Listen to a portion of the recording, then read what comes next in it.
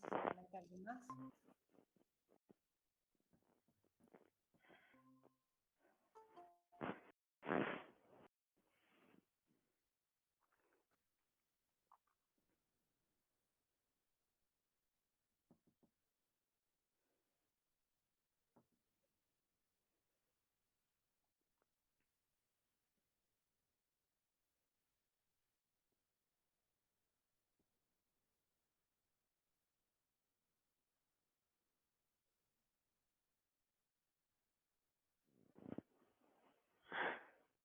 Bueno, miren, estoy con el tema del viento no tengo muy buena señal, así que por las dudas vamos a hablar lo del parcial de la semana que viene. ¿Puede ser? Hasta que veamos si se conectan el resto. Con respecto al parcial de enología,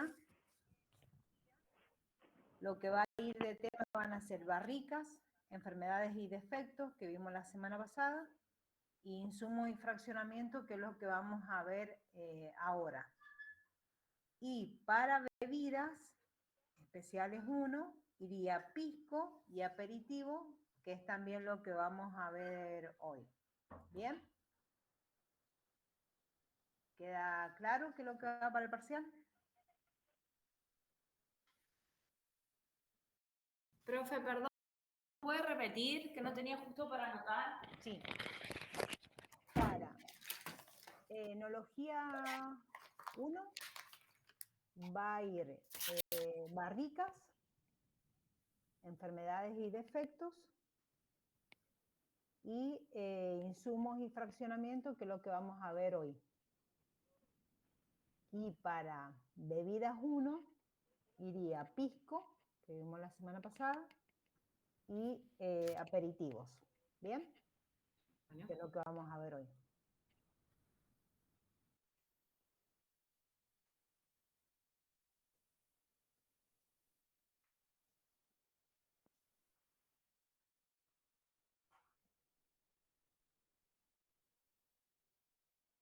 ¿Está bien? ¿Lo que anotaron todos?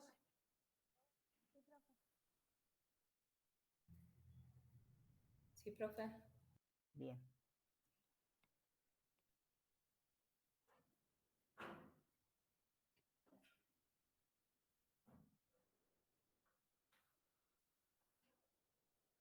Entonces el parcial sería el 13 del 10.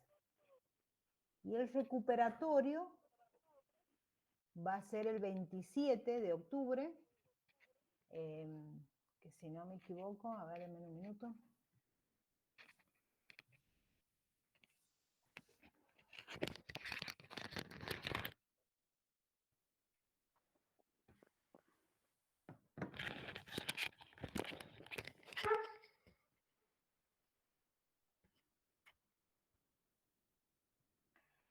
El 27, esa sería ya la última clase que vamos a tener. Después del parcial nos quedaría una clase que sería el 20 de octubre, y esa me gustaría que la hiciéramos allá en la facultad para hacer unas degustaciones. ¿Puede ser? Sí, profe. ¿Profe dijo? ¿Puedo repetir? Sí, el 13 es el parcial, que Sí. sería la semana que viene. El 20 haríamos unas degustaciones allá en la facultad, veríamos qué es lo que consigo para la degustación. Y el 27 ya sería el día que voy a tomar el recuperatorio. Dependiendo de la cantidad de personas, en una de esas lo tomo presencial. Bien. Y con eso se terminaría ya el ciclo. Bien. Con los temas que doy hoy, termino de dictar todas las materias. Bien.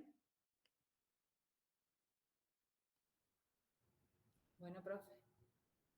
Ok, profe. Bien. Profe, le hago una consulta al final. ¿Usted lo Sí. toma oral?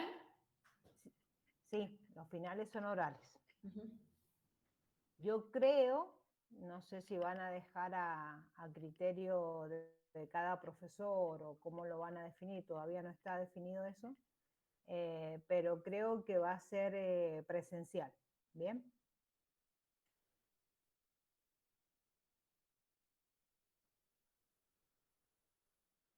Bueno, vamos a empezar. Ya han pasado 7 minutos, así. Lo que vamos a ver ahora al principio, después hacemos un pequeño recreo, va a ser lo de insumos, ¿bien? En el caso, ¿pueden ver la pantalla? No, ¿no es cierto? No.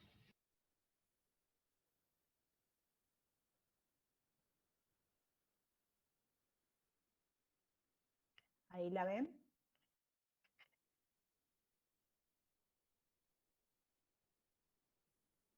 Sí, Sí. Bien. Bueno, lo que vamos a ver ahora, que esto no está incluido en el programa, sino que yo es algo que se los doy para completar lo que es las materias de enología, porque Víctor me dijo que esto él no lo había dado. Hola Alejandro. ¿Qué tal? Entonces trato de completar esa parte que le faltó a él, y serían temas que no están en el programa, pero bueno, que sí los tomo, ¿bien? Cuando hablamos de insumos van a ser todos los elementos que vamos a utilizar nosotros para el tema del envasado de los vinos, ¿bien?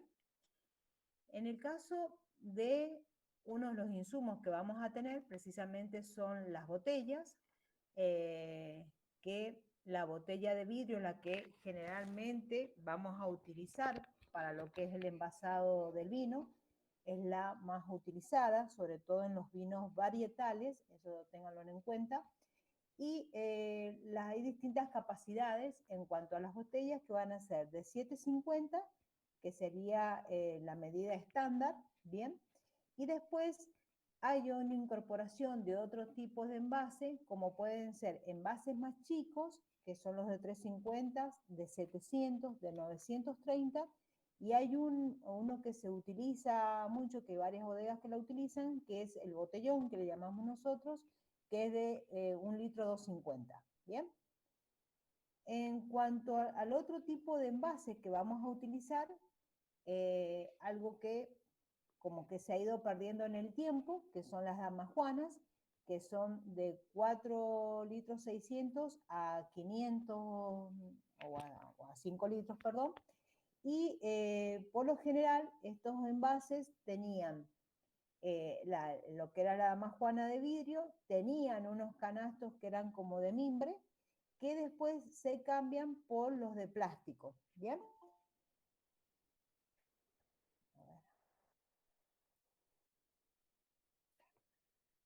Hola, Facundo. Hola, profe, buenas tardes. Bien. En este caso se dejaron de utilizar. Hay algunas bodegas, por ejemplo, acá en San Juan, Atma es una de las que sigue elaborando en damajuana, pero bueno, son muy pocas las que siguen con lo que es el fraccionamiento en damajuana.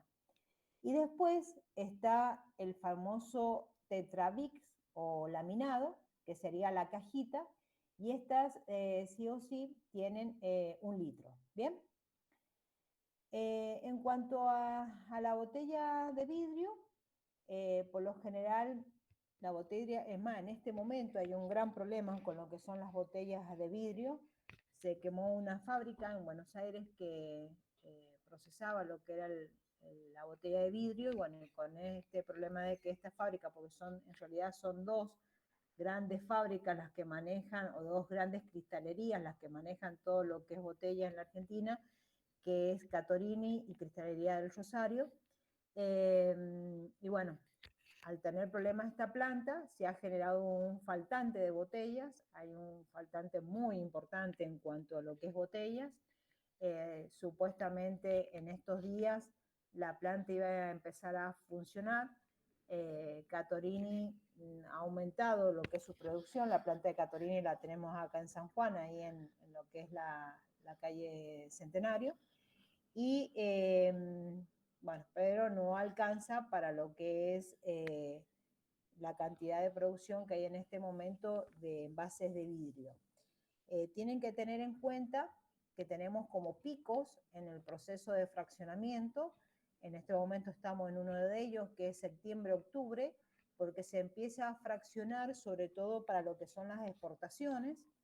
Se embotella el vino y se manda a lo que es Europa o América o algún otro lugar del mundo. Y bueno, ¿por qué? Porque ustedes tienen que considerar que un barco tarda de 30 a 60 días, depende cómo vaya haciendo los puertos y todo lo demás. Entonces ellos tienen que llegar con lo que serían los productos para las fiestas de fin de año, ¿bien?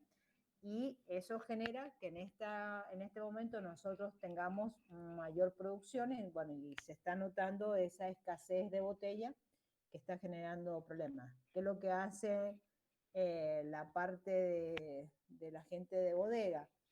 Fracciona lo que sea de exportación, los pedidos que tengan de exportación, y como que disminuye lo que va a ser la comercialización en el mercado interno, porque bueno, perder un mercado externo es mucho más complicado que después poder reponer lo que se ha perdido en el mercado interno, ¿no? Sobre todo por el tema de los traslados.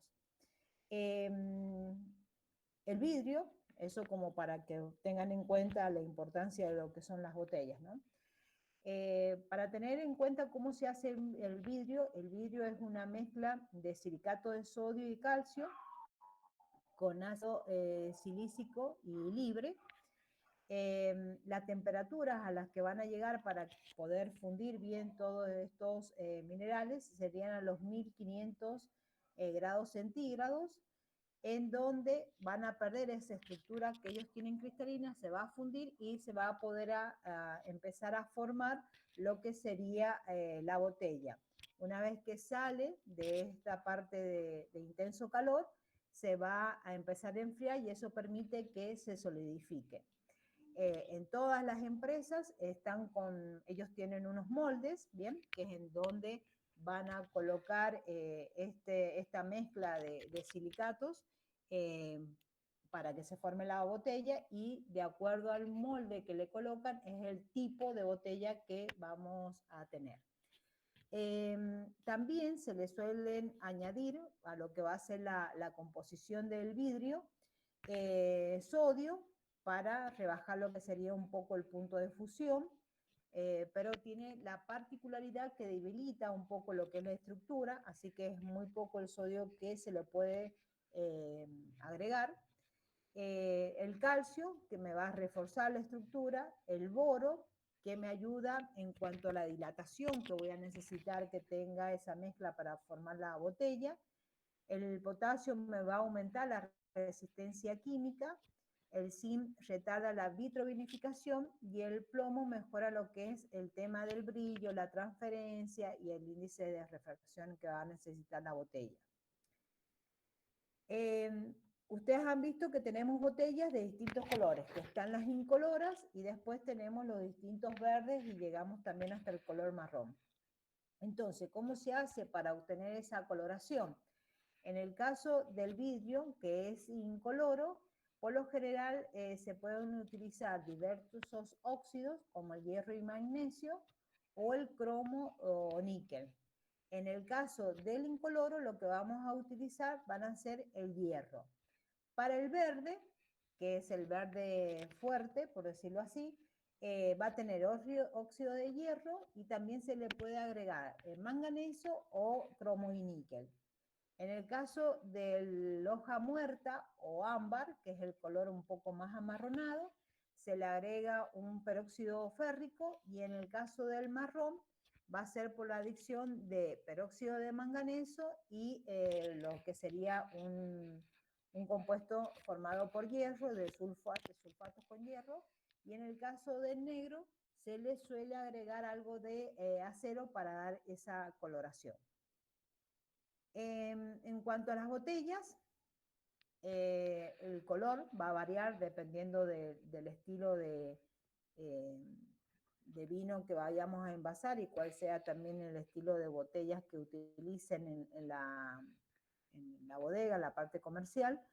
Pero por lo general lo que tiende es a colocarles colores oscuros para proteger, porque acuérdense en que el vino, por un tema de oxidaciones, puede tener la oxidación de la luz o del sol, entonces tiende a colocarse en botellas que sean oscuras. Los blancos, por lo general, los blancos tienden a colocarse, blancos y rosados, se tienden a colocar en lo que serían las botellas blancas, porque de esa forma es como yo atraigo al cliente por el tema de la coloración. Pero fíjense que hay una particularidad, que es una de las pocas bodegas que lo hace acá en San Juan, que es Casamonte.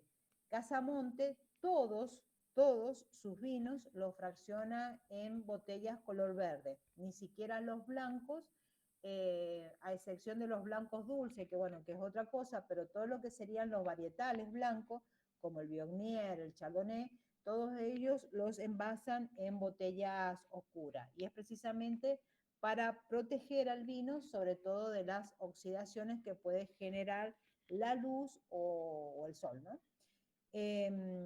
Por ahí habrán sentido decir, o en algún enólogo o algo, decir un defecto que es el olor a luz, que le llaman, ¿bien? El olor a luz en realidad es una oxidación distinta a lo que sería la oxidación por el paso del tiempo, ¿bien?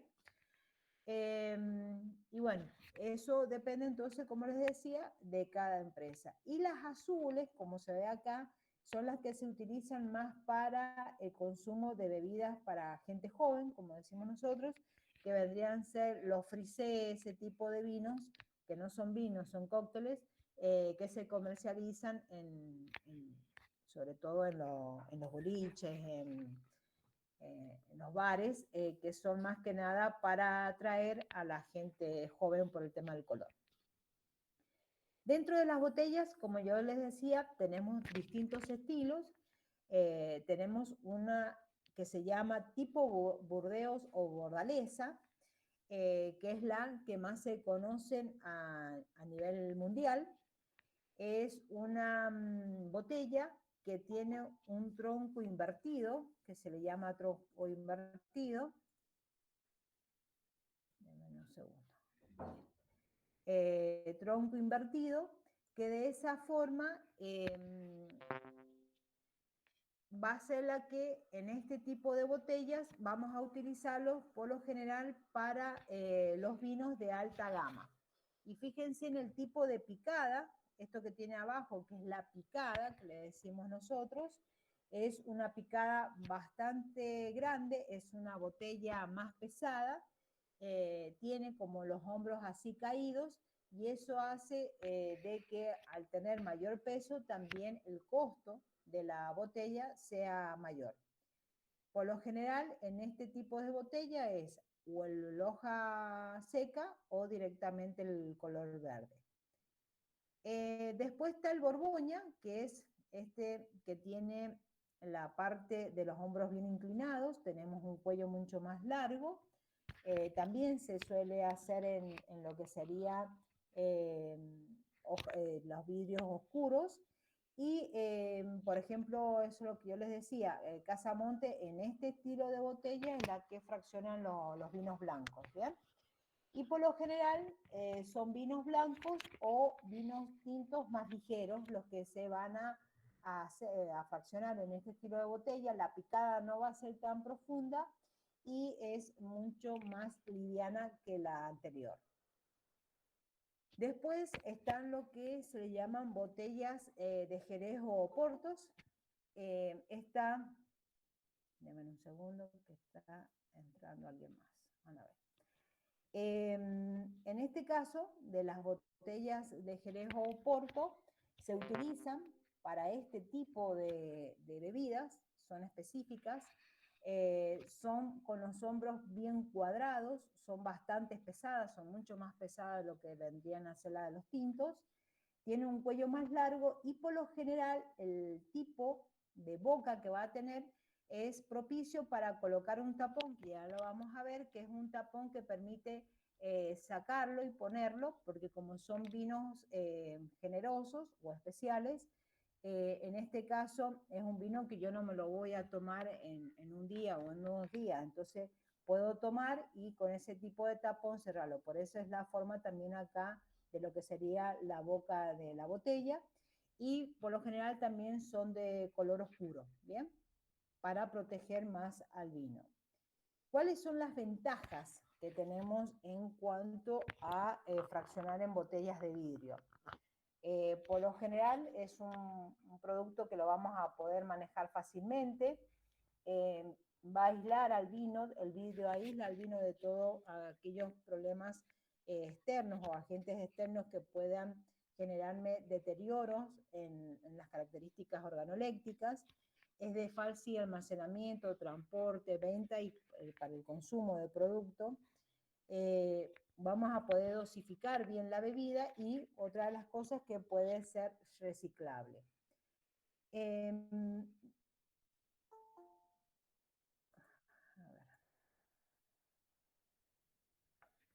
Bien, en el caso de, denme un segundo que voy tomando porras.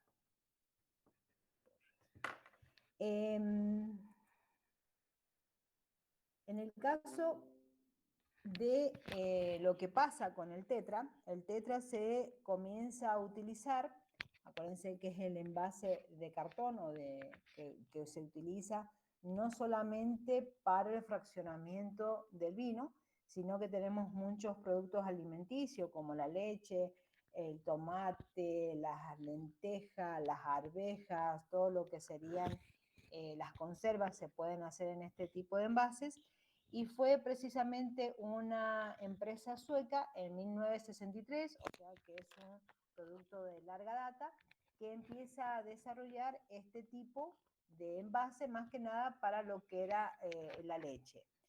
Pero después se va como dosificando al resto de las industrias alimenticias, y es un producto que una de las particularidades que tiene es que se puede conservar en muy buena calidad el producto que nosotros vamos a envasar. ¿Qué pasó con el tetra? Lamentablemente en la Argentina al tetra siempre se lo caracterizó como que eran vinos de menor calidad los que se envasaban en este tipo de envases. Peñaflor hubo un tiempo y por ahí que lo sigue manteniendo, pero no tiene mucha comercialización, por lo menos acá en San Juan no se ve tanto, lo que era envasar varietales o bivarietales en el tetra, ¿bien? Tiene muchísimas características, es mejor que lo que es el tema de la botella, es más fácil todavía para almacenarlo y transportarlo, no tenemos a lo mejor tantas estructuras, pero bueno, se lo categorizó como que eran los vinos de menor calidad los que iban en este tipo de envases, por eso como que no tuvo el auge necesario en la Argentina este tipo de envase para los varietales, ¿bien? Es mucho más barato de lo que sería la botella del corcho, y bueno, y en este momento estaríamos sin este problema del faltante, lo tendríamos subsanado con este tipo de envase. La fábrica de Tetra Bricks, que se llama así, está en La Rioja, y son grandes cilindros, como para que ustedes tengan en cuenta, de cartón, con el logo de la empresa, la marca y todo lo demás. Tiene distintas láminas, que ahí la vamos a ver acá. Tiene 6 láminas antes de contener lo que es el producto. Tiene la primera, que sería la parte que nosotros vemos donde va a estar la marca es un polietileno, que es una protección contra la humedad. Después hay un papel que da estabilidad y resistencia, otro polietileno que es una capa adhesiva que tiene. Después en la cuarta sería una capa de aluminio que va a ser la barrera contra el oxígeno, los aromas que pueda absorber y el tema de la luz. Después otra capa de polietileno que es una capa adhesiva, y la sexta sería ya otro polietileno de sellado, ¿bien? Que si ustedes abren una caja de tetra, la parten, van a ver que la última es como una película como de plástico, que es lo que le da la protección. Este tipo de envases, como yo les decía recién, impide el ingreso del oxígeno, de la humedad, de la luz. Acuérdense que el vino es un cuerpo vivo, y por más que esté embotellado con corcho y cápsula, si nosotros lo colocamos en un lugar que puede absorber los aromas del lugar, como a veces suele suceder que ponen los productos de limpieza cerca de lo que serían los envases de botella, o como me pasó una vez que en la cava, donde tenían la cava de vinos, al dueño no tuvo mejor idea que colocar los jamones, los salames, los quesos, porque consideraba que podía conservarlo ahí. Entonces los vinos, por más que tengan, como les digo, el corcho y la cápsula, absorben esos aromas. Por eso este tipo de envase sería el ideal para lo que sería el consumo o sea, el fraccionamiento del vino. Pero bueno, como les decía recién, se lo categorizó como que eran los vinos de menores calidad los que iban en este tipo de envase. Hay distintos envases, hay distintas empresas que trabajan con este envase. Acá en San Juan son muy poquitas las que trabajan. Fraccionadora San Juan, Peñaflor, Atman ha empezado también con ese envase, y yo creo que no hay más, si no me equivoco. Y Arenas, ¿bien? Arenas serían las 4 que están comercializando con este tipo de envase. Acá lo que nosotros vamos a fraccionar van a ser vinos de jóvenes. No podemos fraccionar por el tema de la oxigenación y todo lo que demás necesita de la maduración un vino de guarda o reserva, pero sí, los vinos jóvenes se podían fraccionar en este tipo de envase. Y una particularidad que hace pocos años se empezó a implementar era el taparrosca directamente sobre la caja. Entonces eso me permitía una mejor apertura, distinta a la que era esta, que hay que romper una puntita acá directamente, y resguardo un poco mejor lo que va a ser el vino. Después está el bagging box, que era lo que hablábamos en la clase pasada, que nos mostró ahí Miriam. El tema del bagging box es esto, es una bolsa que yo voy a fraccionar, se fracciona al vacío, voy a colocar el vino, va a tener un tapón, que ese tapón a la vez se va a unir después a lo que sería esta válvula para permitir poder sacar el vino. Y la particularidad de este tipo de envase, que es como se envasa al vacío, voy a tener que por lo general son de 3 litros, estos tipos de envases.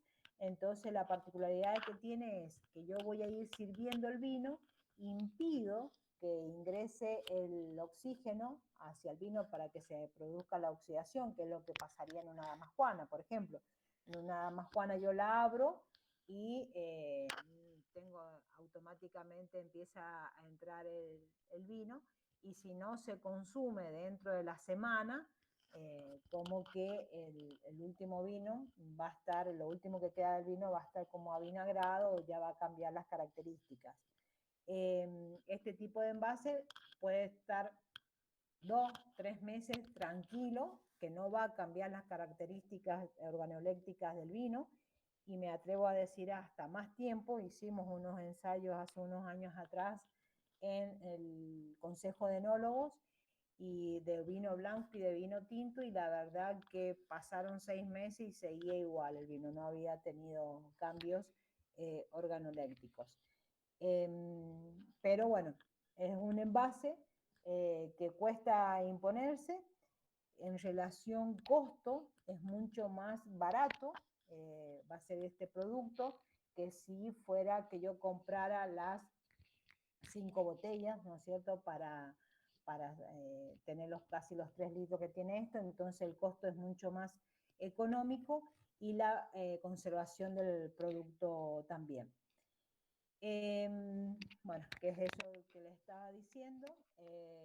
De esas 4 o 6 semanas yo les puedo asegurar que es mucho más, y lo que me permite también es ese pasar del vino sin ningún tipo de problema, porque no va a ingresar para nada oxígeno. Las ventajas que tiene es que van a ser productos totalmente inocuos, no van a tener ningún tipo de contaminación por el tema de que pudieran estar abiertos, y bueno, el costo es mucho más económico. El tema del material, acá se minimiza mucho lo que es la parte de medio ambiente, ¿no? Porque voy a generar menor cantidad de productos reciclables, se pueden reciclar, y también reduce mucho lo que nosotros le llamamos la huella de carbono, que la huella del carbono, ustedes saben que por el tema de la capa de ozono, mientras más dióxido de carbono se produce, bueno, genera la ruptura lo que es la capa de ozono.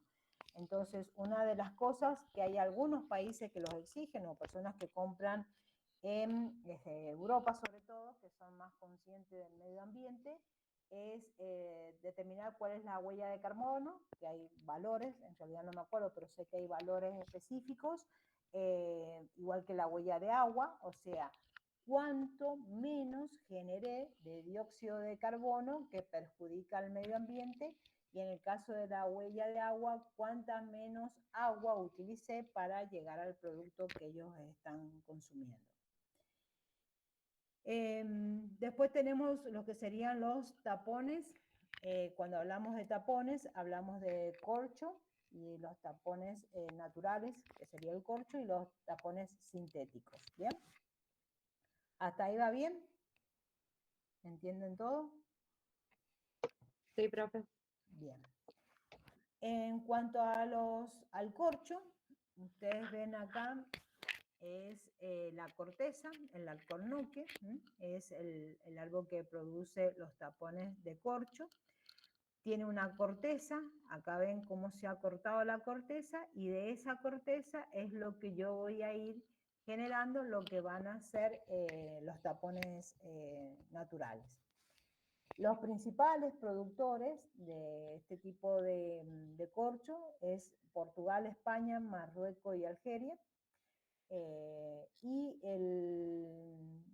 Lo que tiene de particularidad esto es que se están, sobre todo creo que en Portugal, han empezado a controlar lo que sería este tipo de árboles, entonces como que empieza a disminuir lo que va a ser el tema de los tapones de corcho. Sí o sí, esa corteza que ustedes ven ahí se renueva más o menos cada 10 años desde el momento que se sembró. La vida promedio que tienen estos árboles es de 200 años, y se estima que puede llegar a generar 20 cosechas para poder sacar lo que son los tapones naturales. Entonces, por eso es que también el costo de lo que serían los corchos naturales es mucho más elevado, y se ha implementado más el tema ahora de los tapones sintéticos. Fíjense, ¿ven? Acá está la corteza, y se van haciendo como con un sacabocado, van a ir sacando lo que se llaman los corchos naturales. Dentro de estos tapones naturales, lo que nosotros vamos a tener son distintas medidas en cuanto al grosor, al largo, que va a depender también del estilo de botella que yo estoy utilizando. Si son botellas que tienen los cuellos muy largos, por lo general se colocan corchos más largos también. ¿Bien? En los corchos naturales, ¿cuál es la función que cumplen? Más que nada, estos serían para los vinos de guarda o de reserva, es que me va a asegurar la total estanqueidad del vino, el aislamiento en el tiempo y a la vez me va a producir un buen envejecimiento. ¿Por qué? Porque hay con los poros, si ustedes cortan un corcho natural con el cuchillo y lo miran por dentro, van a ver que tiene como pequeñas canalcitos y bueno, y eso es lo que permite que se produzca una pequeña, muy pequeña, pero se produce microoxigenación dentro de la botella. ¿Bien? Dentro de estos corchos naturales tenemos unos que se llaman los naturales, que serían estos, los que hemos visto acá, que son directamente el alcornoque puro, se corta y lo tenemos de esa forma. Después van a tener los colmatados, que este es un corcho natural que los poros que han tenido o que tiene por el tema del tipo de alcornoque se van a sellar o fijar con una cola de resina y caucho y me va a mejorar lo que sería el aspecto visual y va a quedar como más suave, ¿bien? Después tenemos los tapones técnicos, que son los que por ahí se usan más para los vinos